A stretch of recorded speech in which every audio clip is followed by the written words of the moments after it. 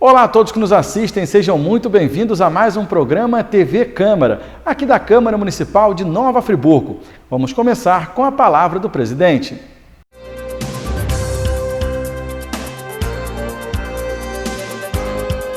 Minha gente querida, como presidente do Poder Legislativo, eu quero convidar a vocês, a todo friburguense, a participarem na próxima semana das sessões ordinárias da Câmara Municipal. A Câmara teve nesse período um recesso somente em plenário, somente as sessões de plenário. A Câmara funcionou no seu dia a dia, de segunda a sexta, mas as sessões ficaram paradas por esse tempo. E agora, no próximo dia 4, nós estaremos retornando com as sessões de plenário. E seria muito importante a sua participação, acompanhar o trabalho de cada vereador, do que a casa está fazendo, das leis que estão sendo votadas, de tudo aquilo que pode mudar a vida do cidadão. Por isso, como presidente da casa, nós ficaríamos muito honrados em tê-los aqui. Além dessas ferramentas, nós temos aí o Portal da Cidadania, nós temos a Ouvidoria, são ferramentas da casa que podem ajudar muito a sociedade de um modo geral. E como eu falei no programa anterior, é muito importante a participação do cidadão. Por isso que nós gostaríamos muito da sua presença, não só acompanhando a Rádio Câmara, a TV Câmara, mas também todas as sessões. Lembrando que nas segundas, quartas e sextas nós sempre temos audiências públicas, sessões solenes, mas o importante disso tudo é que nas terças e quintas nós temos as sessões ordinárias, aquelas sessões que decidem a vida do cidadão friburguense. Por isso, o meu convite para que todos vocês possam participar. Se não puder vir até a casa, acompanhe pelos meios de comunicação, da comunicação social, acompanhe pelas redes sociais e principalmente pela TV Câmara e pela Rádio Câmara. Um grande abraço a todos e que tenhamos um excelente ano produtivo em favor de nossa gente, em favor da nossa cidade. Nesse mandato 2019 para 2020, esse programa está passando no recesso parlamentar e hoje a gente recebe aqui o vereador do PRB, Johnny Maicon. Johnny, seja muito bem-vindo aqui aos estúdios da TV Câmara. Obrigado, Denis. A gente vai ter uma oportunidade para apresentar um pouquinho dos nossos posicionamentos, dos nossos ideais, dos nossos projetos e as nossas ações aí em favor de uma cidade melhor. Johnny, vamos fazer aqui um apanhado de como foi o ano de 2019 no Legislativo, né? Você que faz parte de um grupo de vereadores que é conhecido como um grupo de combativo, né, ao governo municipal. Como é que você faz? Foram várias ações ao longo do ano, claro. Vamos ver se a gente consegue separar aqui por etapas e o que você prefere começar destacando para a gente? Então, na verdade, assim, a gente está muito à vontade, né? E a gente pode discorrer sobre qualquer assunto, seja polêmico ou não. Infelizmente, alguns vereadores assim não podem porque estão completamente amarrados ao sistema. Muitos sequer têm condições de apresentar qualquer tipo de medida ou ação fiscalizatória porque não fizeram. Sabemos muito bem o quanto que o sistema é corrompido e boa parte dos parlamentares, infelizmente, no âmbito federal, estadual e fatalmente aqui no município de Nova Friburgo, acabam se vendendo, se prostituindo para o sistema e, por isso, não cumprem com o mínimo das suas atribuições. E aí, Denis, o nosso país, o nosso estado e aqui o município de Nova Friburgo está tão arrebentado justamente pela inércia, irresponsabilidade e pela omissão do Poder Legislativo de modo geral aqui no país. Então, eu acho que a gente poderia começar falando um pouquinho das nossas ações de fiscalização, que muitas delas culminaram em denúncias apresentando uma série de materialidades quanto a inúmeras irregularidades e até afirmo, não estou aqui levantando hipóteses, não estou aqui apresentando um indício, eu afirmo convictamente que é um governo corrupto, é um governo que tem desviado milhões e milhões de reais dos cofres públicos e no decorrer a gente poderia aproveitar para apresentar um pouquinho das nossas ações, medidas no campo propositivo, porque diante aí de tantas situações que têm gerado danos e prejuízos à sociedade friburguense, muito mais do que criticar, apontar as falhas, denunciar, nós temos também a incumbência e a responsabilidade de apresentar soluções. Então, sempre que nós diagnosticamos um problema, alguma coisa que tem gerado aí dor para a sociedade friburguense, a gente estuda todo e qualquer tipo de possibilidade de utilizar as ferramentas legislativas que nós temos a fim de combater, né, determinadas ações e gerar aí um benefício ou talvez uma proteção para a municipalidade. Johnny, você destacou aí a questão de muitos problemas de administração pública municipal por parte do Executivo, falta de fiscalização por parte do Legislativo. Então, vamos começar falando sobre a questão da licitação, das licitações, que é uma coisa que você usa bastante na tribuna também, em todas as oportunidades que você destaca a quantidade de problemas quanto à questão de licitações e também de nomeações. Então, na verdade, a questão de licitações, principalmente quando nós fizemos aí uma análise minuciosa e aprofundada dos processos administrativos e de pagamentos da prestação do serviço de alimentação do Hospital Municipal Rosertan, ficou muito evidenciado, Denis e cada um dos telespectadores da TV Cidade, que esses emergenciais, praticamente todos, foram provocados intencionalmente. Qual o objetivo? Justamente aí para imprimir os esquemas de corrupção, porque sabemos muito bem que os emergenciais, eles são direcionados e geram um custo muito maior para o município. Então, só na questão aí da alimentação do Hospital Municipal Rosertan, nós apuramos um superfaturamento superior a R$1 milhão. Se a gente pegar a licitação atual comparado com o último emergencial, a gente chega aí um prejuízo de quase R$500 mil. Só para a gente ter uma ideia,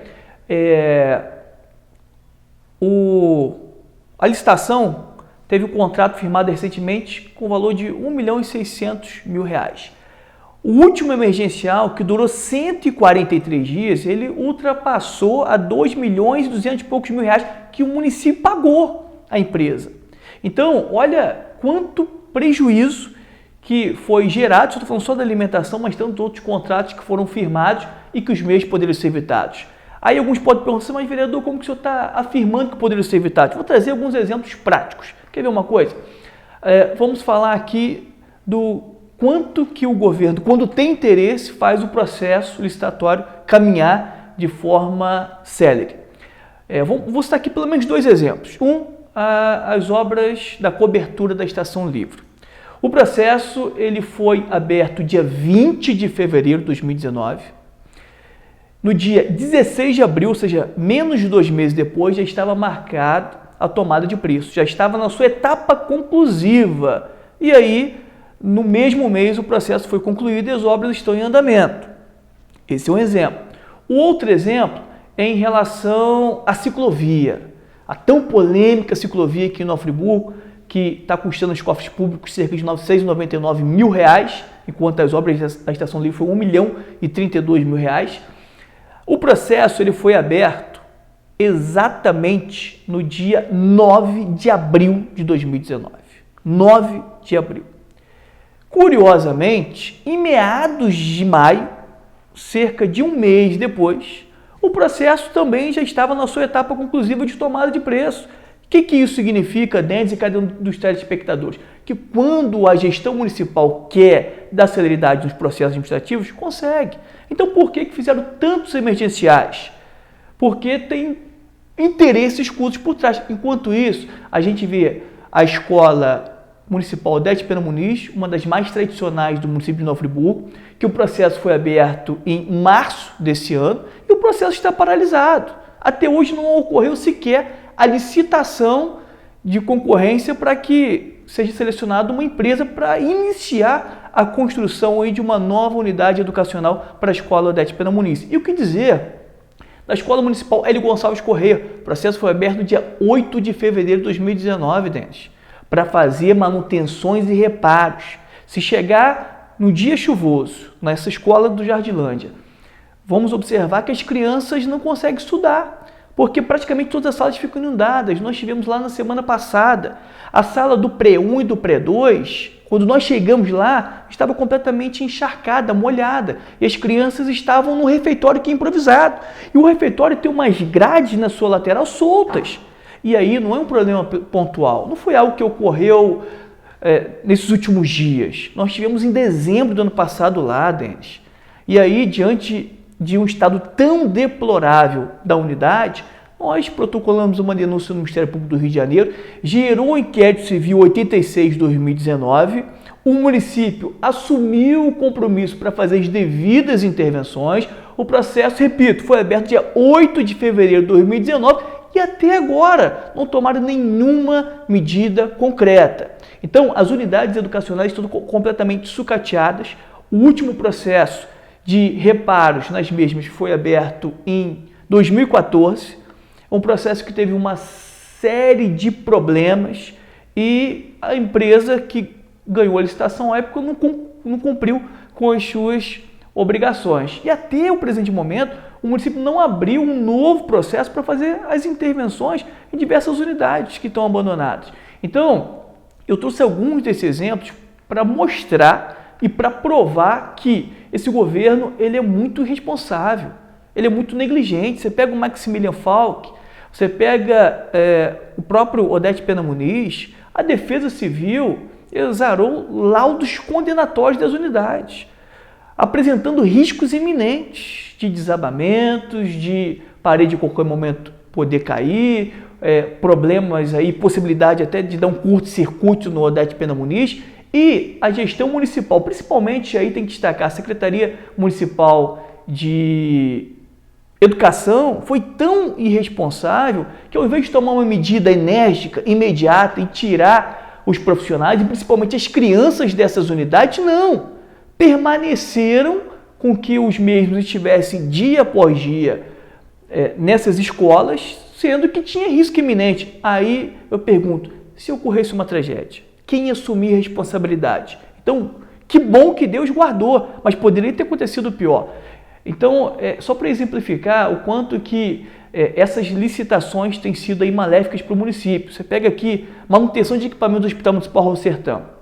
Em 2017, foram gastos R$390 mil em um contrato emergencial pelo período de 6 meses, com uma empresa chamada Medvitalis. Em 2018, foram firmados um contrato emergencial pelo período de 6 meses de R$1.445.000. De 390 saltou para R$1.445.000 para fazer o mesmo serviço.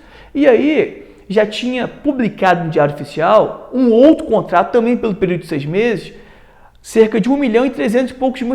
Ainda bem que foi amplamente noticiado pelos diversos meios de comunicação que o Ministério Público Federal havia solicitado à Polícia Federal para investigar os sucessivos contratos emergenciais firmados entre a Prefeitura Municipal de Nova Friburgo e a empresa Global Trade para a prestação de serviço de alimentação no Hospital Raul Sertã.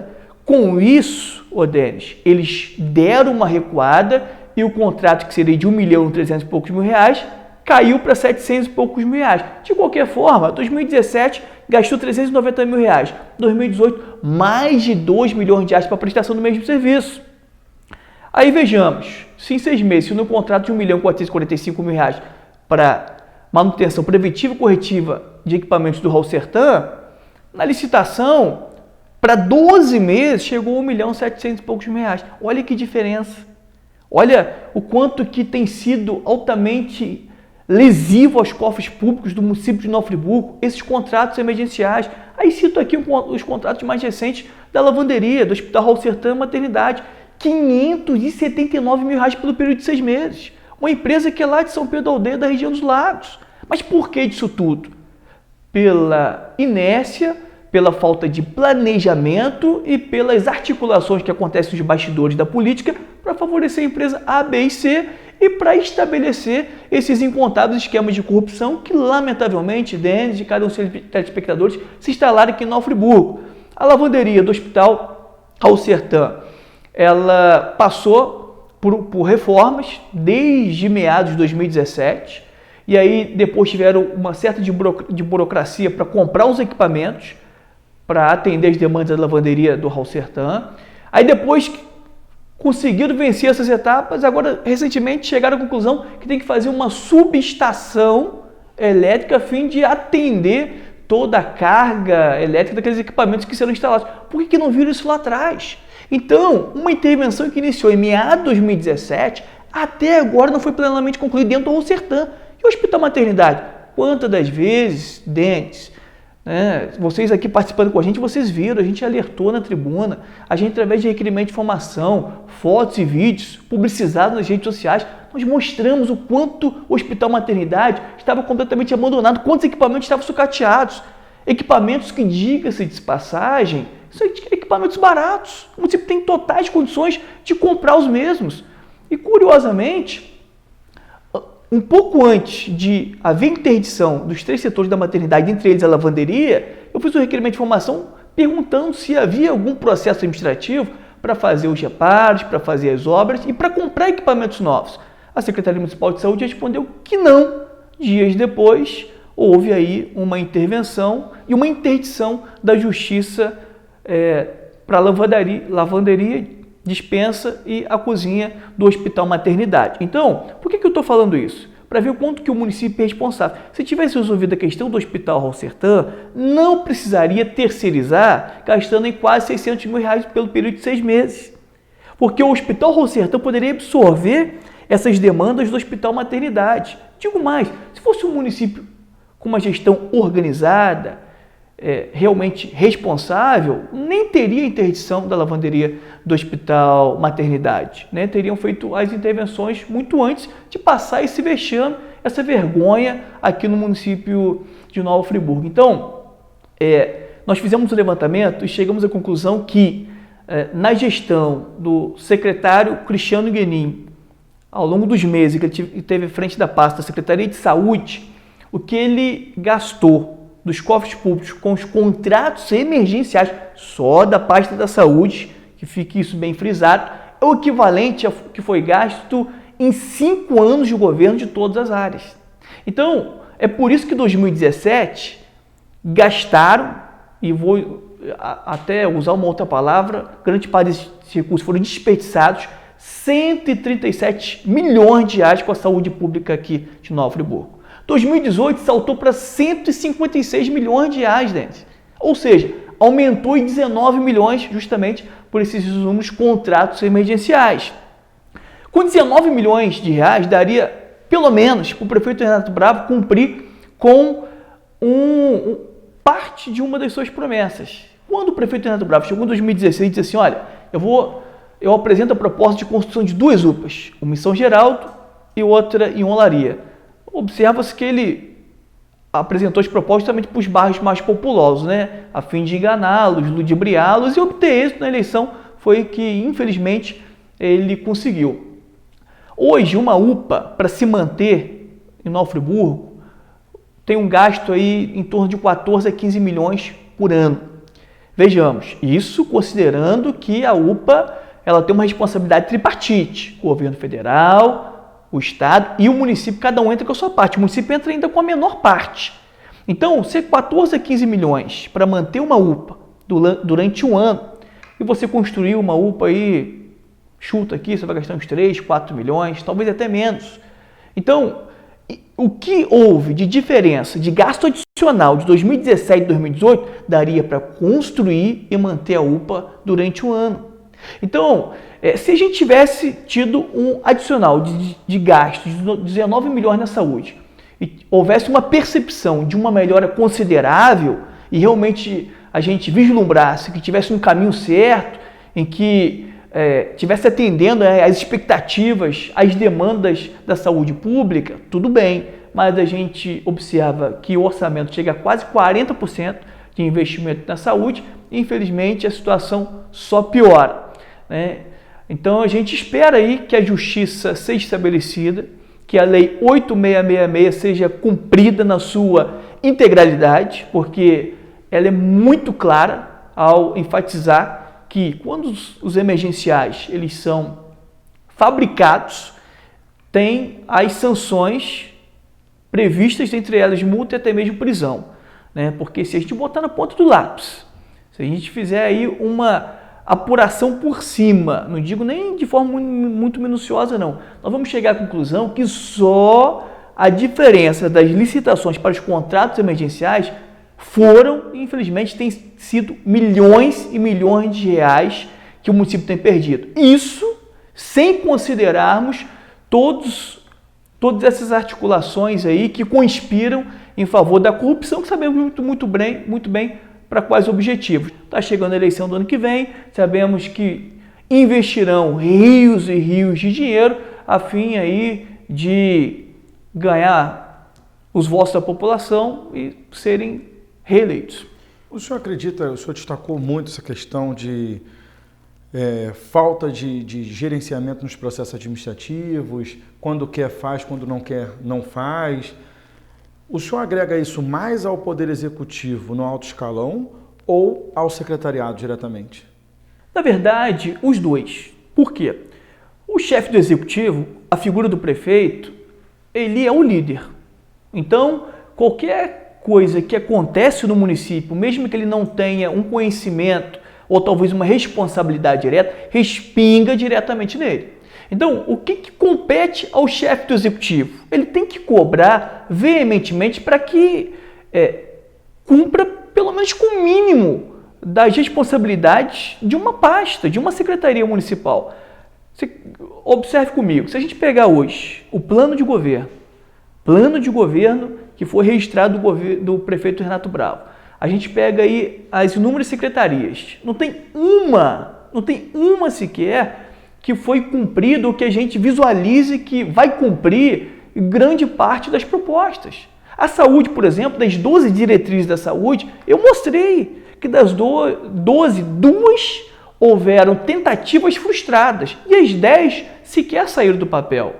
Então, a primeira responsabilidade é do chefe do Executivo, obviamente também do secretário municipal, porque o secretário municipal, quando ele é bom, quando ele é proativo, ele não precisa o tempo todo ser chamado a atenção pelo chefe do Executivo, não precisa ser lembrado quanto às suas responsabilidades. Ele, por si só, precisa dar conta do recado e fazer a sua parte. Mas sabemos que o sistema ele é tão complexo, ele é tão dominado por aqueles que financiaram a campanha aí do Renato Bravo, isso está muito visível para todos nós, que os secretários muitas vezes não têm autonomia, não têm independência e muitas das vezes não conseguem tomar decisões para mudar a triste realidade. Então, sabemos que existem aí muitos nomeados ganhando uma fortuna, que exercem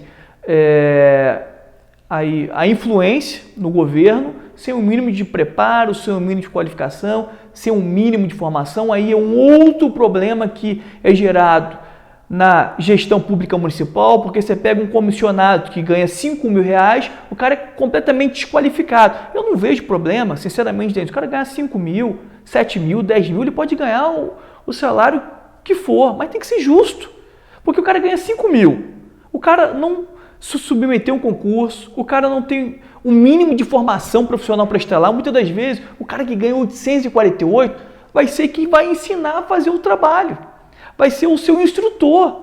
E aí, obviamente, que os servidores públicos municipais, principalmente os efetivados, ficam desestimulados deles. E esse é um grande problema também enfrentado aí pela dificuldade da gestão pública municipal. Aí alguns falam assim, mas vereador, tudo bem, você está apresentando essas críticas todas, apresente soluções. Pois bem, nós apresentamos e vou aqui reproduzir algumas das soluções. Eu fiz um levantamento, cheguei à conclusão que a gestão anterior gastou cerca de R$190 mil por mês, em média, com gratificações. O governo atual gasta cerca de R$290 mil, ou seja, um adicional de R$100 mil. Ambos amparados pela Lei Complementar 79, que é a estrutura organizacional do município. Nós temos hoje cerca de 2.300 servidores que ganham R$848 e alguns centavos. Mais os R$111 e alguns centavos de complemento chegam a R$960. Falta R$38 para alcançar R$998, que é o mínimo nacional vigente. Então, eu fiz o cálculo que nós precisamos hoje aproximadamente de R$87 mil mensais para que pelo menos aqueles que ganham 848 mais aí esse adicional de 111 e aí chega ao salário mínimo. Eu estou mostrando aí como que poderia fazer isso. Basta, ao invés de gastar R$290 mil de gratificações, gaste R$190 mil por mês. Essa é uma solução aí que nós estamos apresentando para melhorar essa questão. E uma outra coisa, no meu entendimento, a gratificação não poderia ser do jeito que é. A gratificação tem que ser por mérito, Denis. A pessoa tem que fazer por merecer. Algumas das vezes diz assim, mas a licitação tal está agarrada na controladoria. Não, ficou muito tempo na procuradoria. Não, a infraestrutura logística não cumpriu com o prazo que deveria cumprir. E aí fica um empurrando para o outro. E por isso que muitas das vezes eles argumentam que essas questões têm gerado um atraso nas licitações. Eu apresento aqui uma ideia, uma sugestão. Pegue essas pessoas, principalmente aquelas que são responsáveis para fazer os processos andar e crie uma regulação interna para que tenha uma série de requisitos a serem atendidos. Para quê?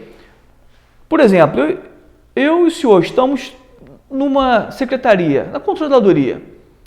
Chega um processo nas minhas mãos. Eu tenho 5 dias para poder passar para o outro setor. E aí eu não cumpro o prazo de 5 dias, eu levo 10 dias, levo um mês. E você cumpre o prazo de 5 dias. Quando chegar no final do mês, de forma justa, você vai ganhar gratificação e eu não. É assim que tem que ocorrer. Você tem que honrar, dignificar e valorizar aqueles que trabalham. Aqueles que não trabalham. Aí você fala assim, mas não tem como ter controle. Tem. Sabe de que forma? Informatiza. O processo chegou nas minhas mãos, está lá. Ó. O sistema já vai sinalizar para mim que no dia tal o processo chegou nas minhas mãos. E eu tenho 5 dias para poder cumprir com a minha parte em relação ao processo. Então, assim, a gente sabe muito bem que a transparência, a utilização de recursos tecnológicos ajudarão a uma melhor administração pública municipal. Porém, quando o governo é corrupto, quando o governo é sujo, quando o governo não quer o mínimo de transparência, a gente vive a triste realidade que a gente tem hoje no nosso município. E o pior de tudo, Denis, é que eu não sei se é bom ou se é ruim, você até é muito sincero com os telespectadores. Em que sentido? A arrecadação do município tem crescido muito nos últimos anos. E eu não sei se é bom ou se isso é ruim. Porque quanto mais cresce a arrecadação, mais desvia-se. Pior é a prestação de serviço público aqui na nossa cidade. Então, a gente vê, por exemplo, que na gestão anterior, em 2015, nós tivemos uma arrecadação, uma receita de 417 milhões. 2016, último ano do prefeito Rogério Cabral, teve uma queda, foi para 405 milhões, caiu 12 milhões, 10. Em 2017, primeiro ano do Renato Bravo, de 405 saltou para 453 milhões, aumentou quase 50 milhões. Aí em 2018 aumentou para 493 milhões. Eu estou falando de receita executada. A estimativa para esse ano 568 milhões, porque no ano passado, covardemente, cruelmente, a Câmara votou e aprovou a reforma do Código Tributário. Havia necessidade e tinha necessidade de uma reforma do Código Tributário? Sim, mas não da forma que foi apresentada. Você vê a taxa de coleta de lixo aí cobrando de forma quadruplicada. A gente vê aí os ambulantes sofrendo, pagando um absurdo de taxas, os impostos cresceram de forma assustadora. Tem que crescer? Tem que aumentar, tudo aumenta, mas que seja num ritmo gradativo, que seja num ritmo justo, não onerando aí os contribuintes. Pelo que o senhor fala, na questão que o senhor coloca a dúvida, me surgiu uma pergunta. Aumentar os impostos, aumentar a taxação em cima dos ambulantes de forma geral, inclusive foi muito questionada a questão de aumento de tributação em cima de panfletagem, coisas pequenas, né? Mas que foram extremamente aumentadas em 400%, etc.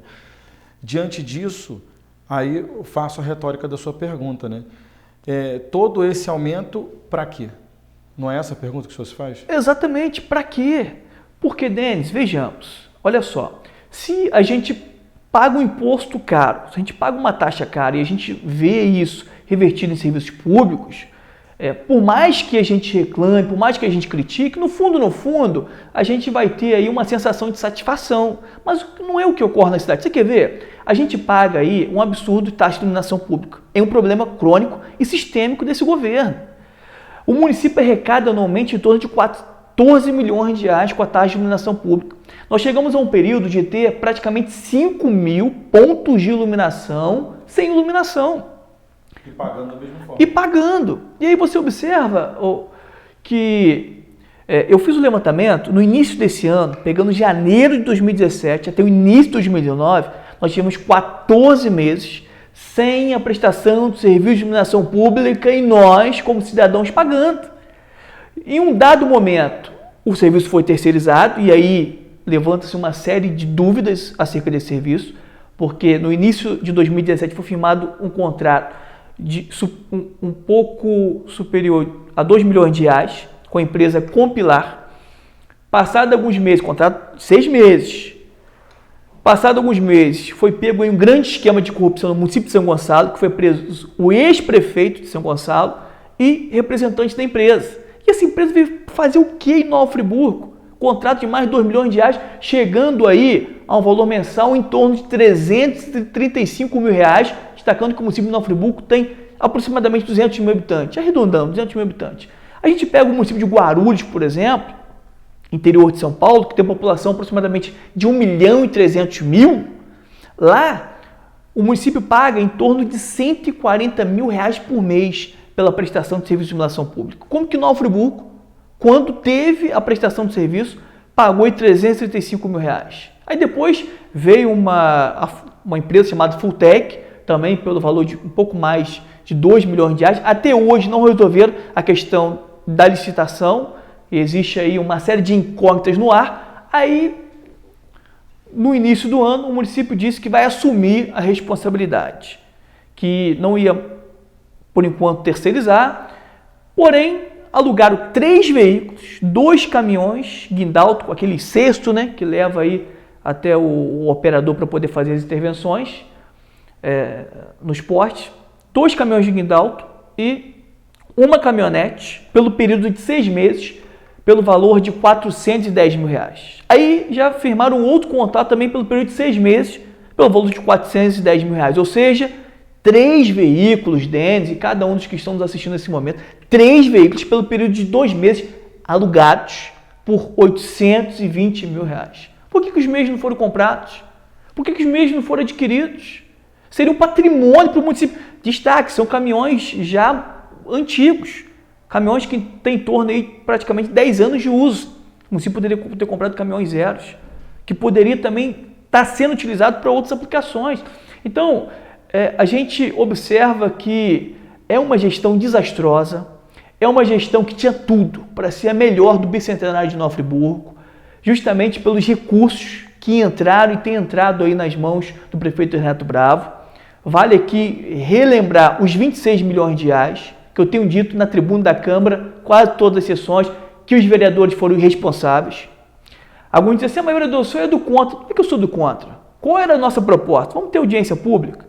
Vamos discutir com a sociedade? Vamos discutir com as instituições? Vamos trazer aqueles que são os mais importantes, ou seja, os munícipes para o debate, para o diálogo. E vamos estudar quais são as melhores áreas, quais as melhores possibilidades de aplicação desses recursos. Porque se isso tivesse contido do projeto de lei, eu não teria dificuldade alguma de votar favorável. Eu votaria favorável. Agora, sabendo que é um governo corrupto, que está aprovado nos ministérios públicos e demais órgãos de controle e fiscalização. Sabendo que é um governo completamente irresponsável, eu nunca compactuaria em entregar 26 milhões de reais nas mãos de um governo corrupto. Por isso que eu votei e manifestei contrário. Aí vejamos, desses 26 milhões de reais, não tinha um centavo reservado para a educação. Aí desses 26 milhões de reais, havia previsão de reformar 7 quadras e ginásios aqui de Nova Friburgo. Pergunto, foi utilizado algum centavo para a reforma desses ginásios? Não. E agora, recentemente, o prefeito Renato Bravo protocola um projeto na Câmara, cuja finalidade é pedir o aval, a autorização dos vereadores para pegar um empréstimo da Caixa Econômica Federal no valor de 15 milhões de reais. E sabe o que está previsto nesses 15 milhões de reais? 5 milhões e meio para fazer pavimentação asfáltica. É um asfalto eleitoreiro, visto que estamos às meias do pleito eleitoral de 2020. E parte desses recursos é para fazer as reformas das quadras e ginásios municipais. Ora, já não estava previsto nos 26 milhões de reais? O que foi feito com o orçamento que estava reservado dentro dos 26 milhões de reais, dentro daquele pacotão de obras do governo? Então, E o pior, dentro desses 15 milhões também não há previsão de 1 centavo de aplicação na educação. 26 milhões de reais mais 15 milhões são 41 milhões de reais.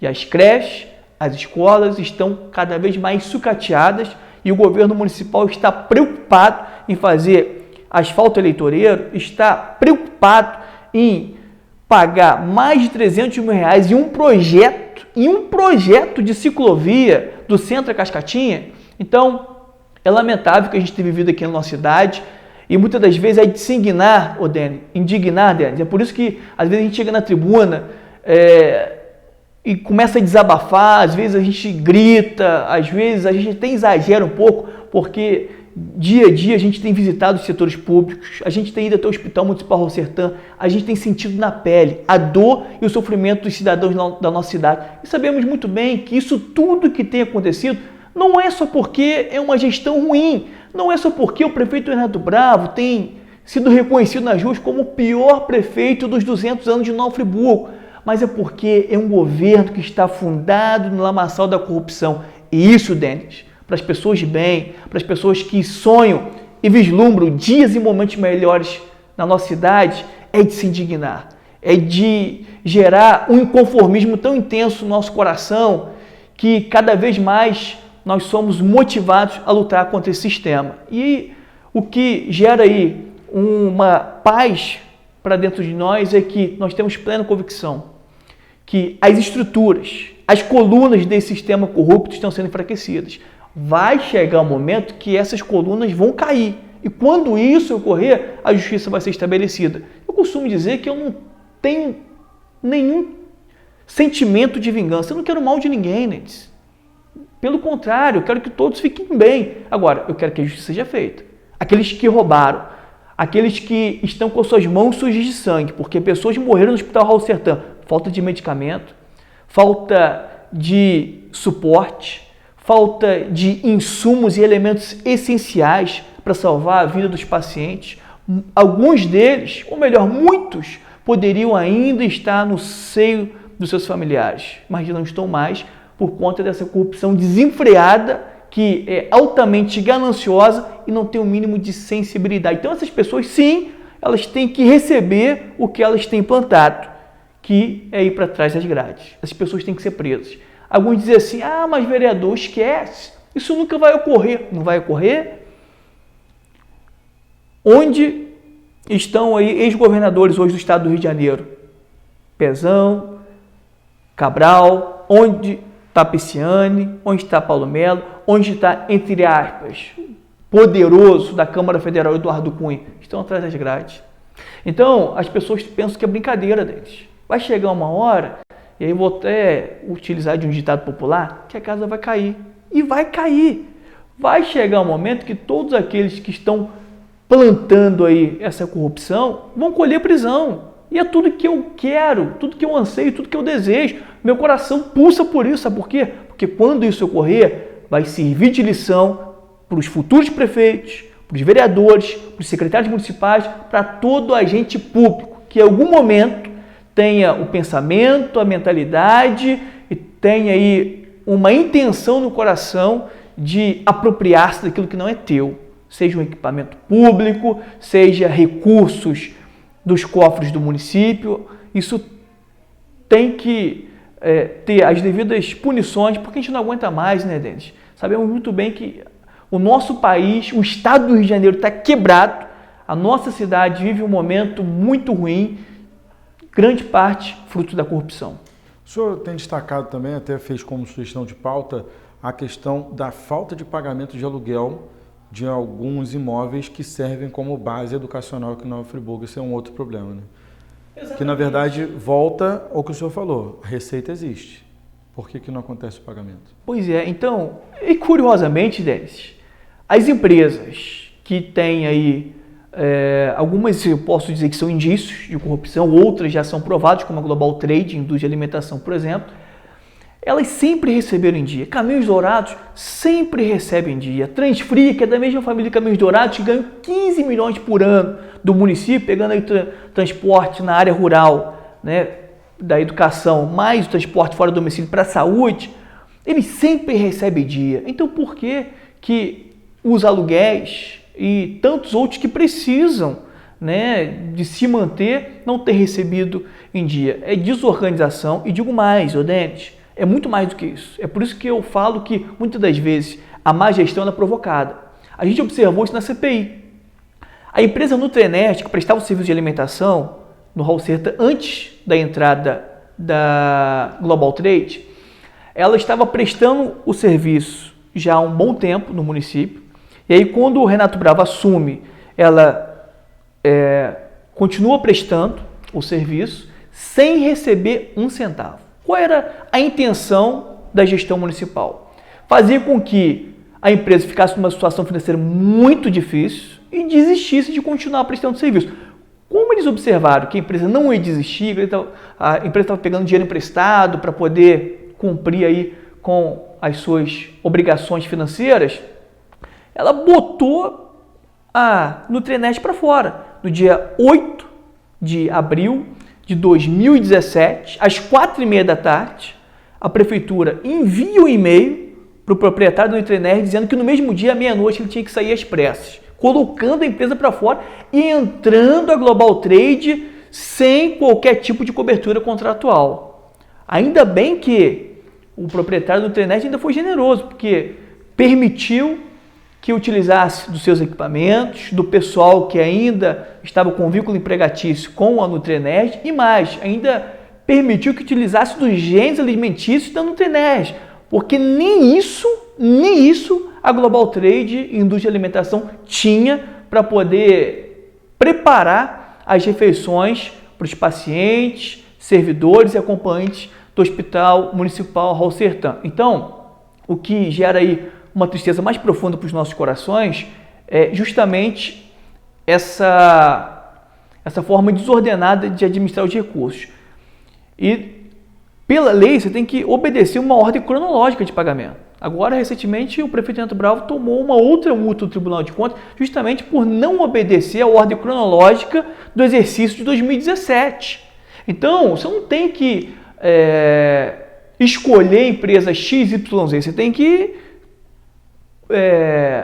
obedecer uma escala cronológica e ponto final. Da mesma forma você não tem que atender pedido de vereador ou de alguém que é influente aí no meio empresarial para fazer um asfaltamento, fazer qualquer tipo de intervenção. Tem que ter uma escala de prioridade.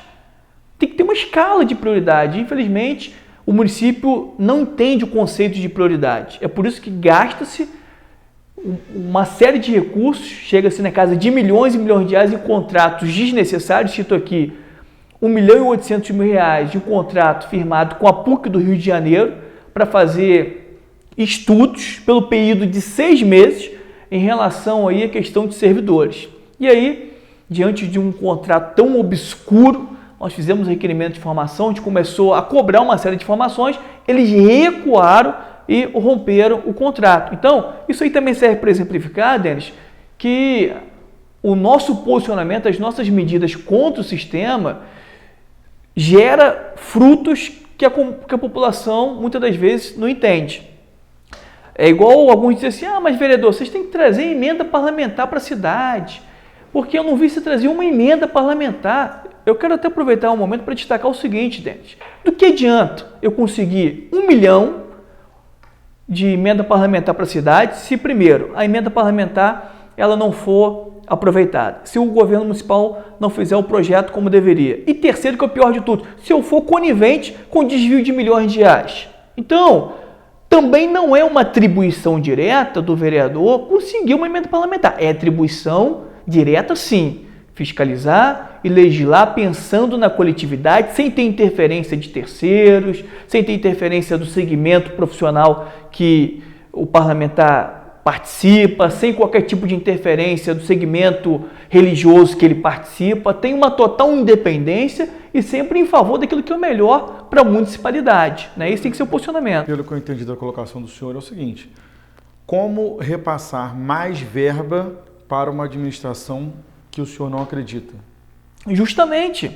Como que a gente vai entregar mais recursos para uma gestão que é desqualificada, você vê, por exemplo, os 10 milhões de reais, grande parte dele até hoje não foi utilizado. Fez aquele marketing todo, o município precisando urgentemente de uma série de equipamentos, principalmente de alta complexidade, para fazer os procedimentos da saúde dentro do Hospital Raul Sertã, e muitos equipamentos até hoje não foram adquiridos. E aí, quando adquiriu, em 2018, um arco cirúrgico superfaturado pelo valor de R$541 mil, eu nunca vi em nenhum lugar do país um arco cirúrgico custando R$541 mil.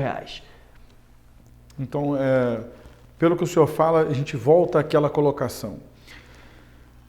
A questão não é falta de dinheiro, porque 14 meses sem a empresa para fazer o suporte da iluminação pública, a taxa de iluminação foi arrecadada. E essa taxa ficou aonde? Nos cofres do governo, sem pagamento a nenhuma empresa.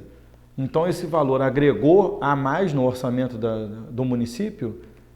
Como esse dinheiro foi reutilizado em outra área, ele foi explicado para onde houve a destinação dele? Então, na verdade, brilhante a sua pergunta, é bom que esclareça alguns fatos. Vou repetir, o município arrecada cerca de R$14 milhões por ano com a taxa de iluminação pública.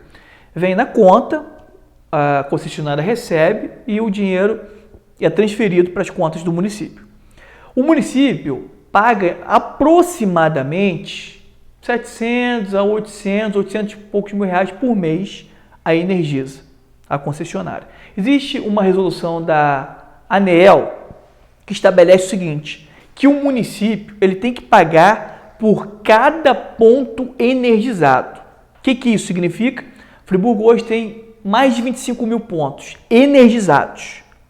Eu disse que o município chegou a ter 5 mil pontos aproximadamente sem estar com as lâmpadas em funcionamento. Sem efetivamente funcionar. Exatamente. Existe energia disponível, sim, porém não há consumo. Exatamente. Então o município, tendo a lâmpada lá funcionando, atendendo a comunidade ou não, o município paga. Porque o município não paga pelo consumo. Isso é um erro gravíssimo. Paga pela disponibilidade do serviço. Pela disponibilidade. Tem lá um ponto, está energizado, o município paga. É como o relógio. Existe uma conta mínima do relógio, mesmo que não há atividade nenhuma. Existe uma taxa de um valor teoricamente barato para um consumo residencial ou industrial.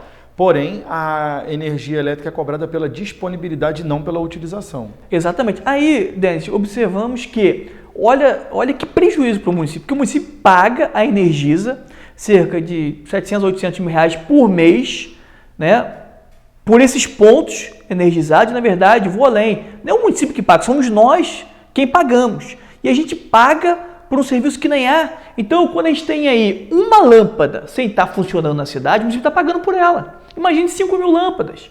Olha o quanto está sendo prejudicial para o município. E aí eu tenho que fazer uma crítica à resolução da ANEEL, que deveria ter uma outra memória de cálculo para poder cobrar do município, porque é injusto, né? Se você tem lá lâmpada que está queimada, o município não tem que pagar por essa lâmpada. Ou então o município tem que fazer aí uma nova redistribuição, né? E talvez não colocar em porte mais distante, colocar a lâmpada com uma potência maior, diminuir os pontos de energia e pagamentos. Então, respondendo a sua pergunta, a gente tem em torno de 14 milhões. O município paga 700 a 800 mil reais por mês a concessionária. E o município, nesses últimos anos, ele teve um momento em que terceirizou o serviço. Digo isso, foram 2 contratos, cada um em torno de 2 milhões de reais, só então já foram 4 milhões de reais, mas contratos para aquisição de insumos, de modo geral, materiais, para poder fazer o serviço, como também o aluguel desses veículos. Então, na verdade, quando o município firmou esses contratos em torno de 2 milhões de reais, botando na ponta do lápis, o município me parece... Quase que equalizou esse gasto, porque a cerca de 800 mil reais ao longo dos 12 meses vão dar 9 milhões e 600 mil reais.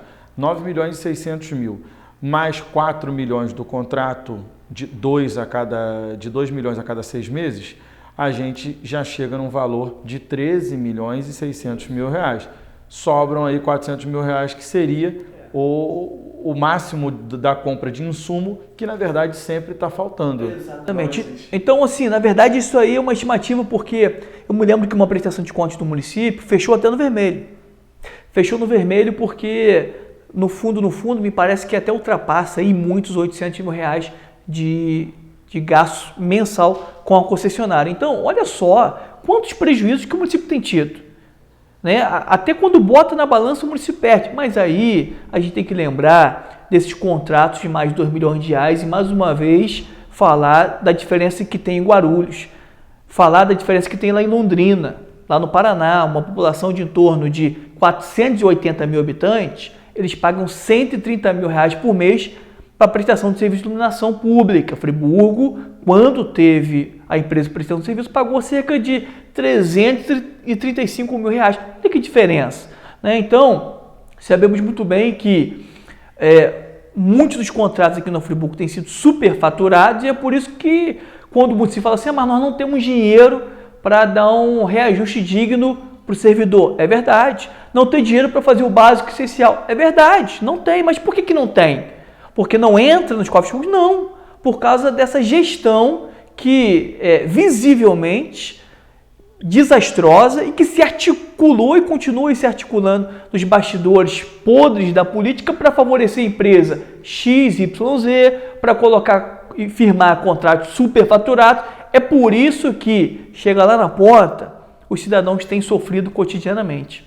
A gente já está finalizando, ainda falando sobre iluminação pública, já foi anunciado que haverá um novo edital para contrato de 4 anos no valor de 47 mil milhões de reais, 46 e um pouquinho, para 4 anos esse contrato. Estimando gastar 47 milhões de reais em 4 anos, essa taxa da Energisa, o senhor sabe se já está contemplada? Então, olha só, eu estou muito preocupado, né, com esse possível contrato que a Prefeitura quer firmar, né, na verdade já está em trâmite para firmar. Eu já estou tendo aí uma impressão, uma sensação que houveram aí alguns acordos, algumas articulações por trás, porque não é possível que o município seja tão irresponsável em firmar um contrato tão duradouro, com um valor tão absurdo, né, em desfavor do município. Por que até hoje a licitação não ficou pronta? Então, assim, a gente está iniciando aí um processo de apuração, nós vamos fazer um requerimento de informação, nós queremos ter na íntegra desse processo administrativo, nós queremos entender quais são as intenções e o que de fato vai estar contemplado nesses contratos, porque é um valor extremamente significativo. E o pior de tudo, do jeito que o município é responsável, se bobear vai chegar lá na frente vai querer aumentar ainda mais a taxa de iluminação pública. Né? Então a gente tem que ficar de olhos abertos nessa sinalização aí por parte da gestão do prefeito Neto Bravo nessa questão. Johnny, eu queria agradecer a sua participação aqui e que você possa falar para o pessoal de casa, se despedir e te agradecer nesse programa Vereador em Ação. Obrigado, Denis. Obrigado aí a cada um dos telespectadores da TV Cidade. Obrigado a cada um dos friburguenses pelo carinho. Sabemos o quanto a política está no descrédito nacional, estadual, e infelizmente se reflete aqui em Nova Friburgo, mas todos os dias, dentro do ônibus, no shopping, passeando com a minha família, cotidianamente a gente tem recebido o calor de cada um de vocês friburguenses. E esse calor, essas palavras motivacionais que têm sido combustíveis para nos impulsionar a continuar a essa luta árdua contra o sistema, sonhando com uma nova Friburgo melhor e contribuindo para o desenvolvimento de uma cidade que tanto nós amamos, que é a Nova Friburgo, que para sempre está dentro dos nossos corações. Um forte abraço, um beijo no seu coração e que Deus abençoe a todos nós, a sua família e a nossa linda Nova Friburgo.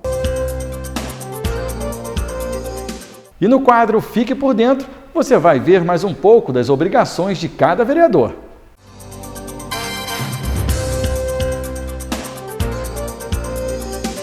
Escolas, postos de saúde, asfaltamento, posto policial. Se você ouviu alguma dessas promessas de um candidato a vereador, rasgue o santinho desse cara. Ele não sabe o que está prometendo. O vereador faz parte da Câmara Legislativa da cidade e é eleito a cada 4 anos pelo sistema proporcional. É aquele sistema onde os votos valorizam mais o partido do que o candidato, ou seja, os políticos mais votados não são, necessariamente, os que acabam ganhando uma cadeira. O número de vereadores em cada cidade depende do tamanho da população, variando entre 9 e 55. Nesse ano, 144 milhões de brasileiros devem eleger quase 58 mil vereadores, dentre os mais de 440 mil candidatos de 5.500 municípios. Os aspirantes às vagas na Câmara refletem um problema da educação brasileira. Boa parte nem completou o ensino médio. Por outro lado, o que eles não representam é a diversidade de gênero. E não se engane se esses candidatos começarem a te prometer hospitais ou coisas do gênero. Eles nem devem fazer isso. Nenhum tipo de obra ou serviço externo pode ser promessa de vereador. Esse papel é do prefeito. Quem está na Câmara Municipal deve fiscalizar as contas da prefeitura,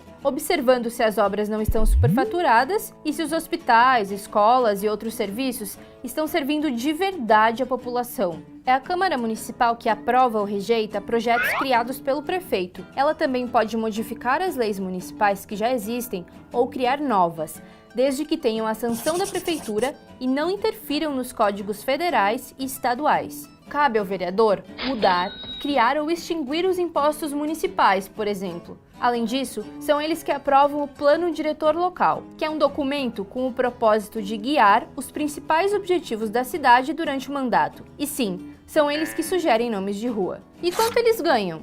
Bom, o salário não é o mesmo em todas as cidades. Ele leva em conta o tamanho do município e o teto dos serviços públicos locais. Em São Paulo, por exemplo, que tem 12 milhões de habitantes, um vereador recebe quase o dobro do que um colega de Vitória, que tem 360 mil habitantes. Agora você já sabe a função de um vereador. Vale a pena rever as propagandas do candidato, saber os gastos da campanha, conhecer o partido do cara e a coligação e também dar uma boa pesquisada sobre ele em alguns sites oficiais. E depois da eleição, não se esqueça do mais importante, que é ficar de olho no seu candidato durante todo o mandato. Mais um programa TV Câmara vai ficando por aqui. A você aí de casa, meu muito obrigado pela sua audiência, sua companhia, o seu carinho e até a próxima.